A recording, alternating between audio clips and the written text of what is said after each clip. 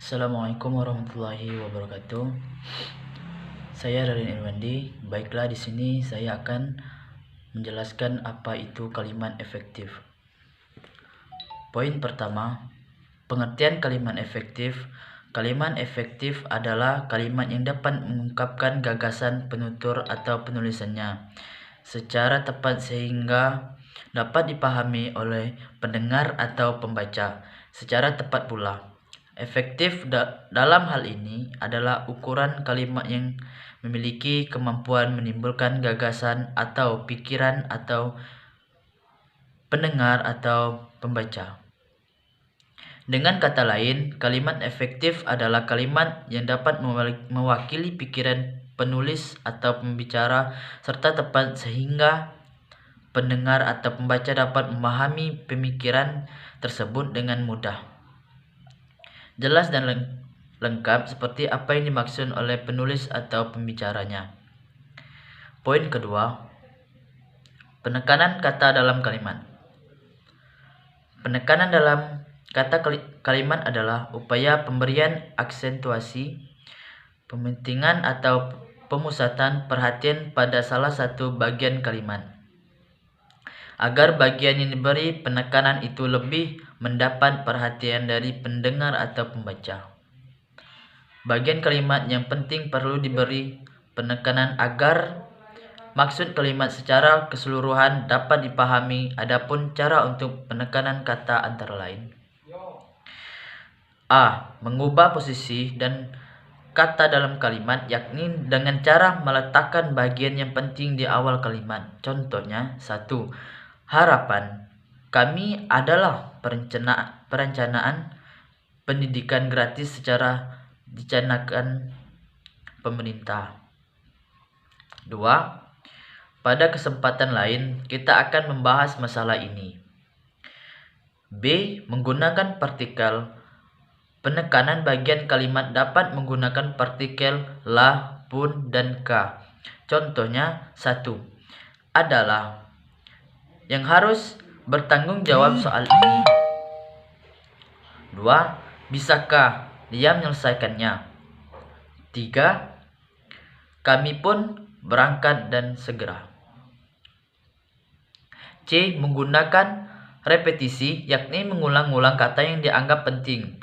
Contohnya, 1. Dalam membina hubungan antara suami istri, antara guru dan murid, antara orang tua dan anak, antara pemerintah dan rakyat, diperlukan adanya komunikasi dan sikap saling memahami antara satu dan lainnya. Yang D. Menggunakan pertentangan, yakni menggunakan kata yang bertentangan atau berlawanan makna atau maksud dalam bagian kalimat yang ingin ditegaskan. Contohnya, 1. Anak itu tidak malas tapi rajin. 2. Ia tidak membela satu partai pun, melainkan berada di pihak netral. E. Menegak penekanan kata dengan intonasi. Caranya adalah dengan memberi tekanan yang lebih keras kepada salah satu unsur atau bagian kalimat yang ingin ditegaskan. Contohnya, 1. Fadil membaca komik Conan di kamar. 2. Fadil membaca komik Conan di kamar. Dan seterusnya. Apabila tekanan diberikan pada kata Fadil, maka kalimat itu berarti yang membaca komik Conan di kamar adalah Fadil, bukan orang lain. Apabila tekanan diberikan pada kata membaca, maka kalimat itu berarti yang dilakukan Fadil di kamar adalah membaca, bukan pekerjaan lain. Apabila tekanan diberikan pada kata komik Conan, maka kalimat itu berarti buku yang dibaca Fadil itu kamar adalah komik Conan, bukan buku atau komik lain. Apabila tekanan diberikan pada kata di kamar, maka kalimat itu berarti tempat Fadil membaca komik Conan adalah di kamar, bukan di tempat lain. F. Menggunakan kata keterangan penegas yang lazim digunakan untuk memberikan penekanan adalah kata memang, apabila, bahkan, dan lebih-lebih lagi. Contohnya, 1. Mencari pekerjaan di Jakarta tidak semudah yang kamu bayangkan, apalagi kalau kamu tidak punya koneksi. 2. Kikirnya bukan main, bahkan untuk makan sendiri dia enggan mengeluarkan uang. 3. Memang dialah yang belum tahu. G. Menggunakan kontras makna penekanan dengan kontras makna dilakukan terhadap kalimat majemuk setara. Makna klausa pertama dari kalimat tersebut menjadi terasa lebih tegas karena dikontraskan atau dipertentangkan dengan makna pada klausa kedua. Contohnya, 1. Epa berurai air mata pada saat orang bergembira ria. 2. Dia yang mudah mendapat uang 100.000 rupiah sehari. Kita mencari 100 rupiah saja sulit. 3. Rata-rata penduduk di negeri ini kaya raya padahal tanah mereka tandus dan gersang. H. Menggunakan bentuk pasif. Penekanan dalam bentuk kalimat pasif dibentuk dengan makna untuk lebih menegaskan peranan objek penderita. Contohnya, 1.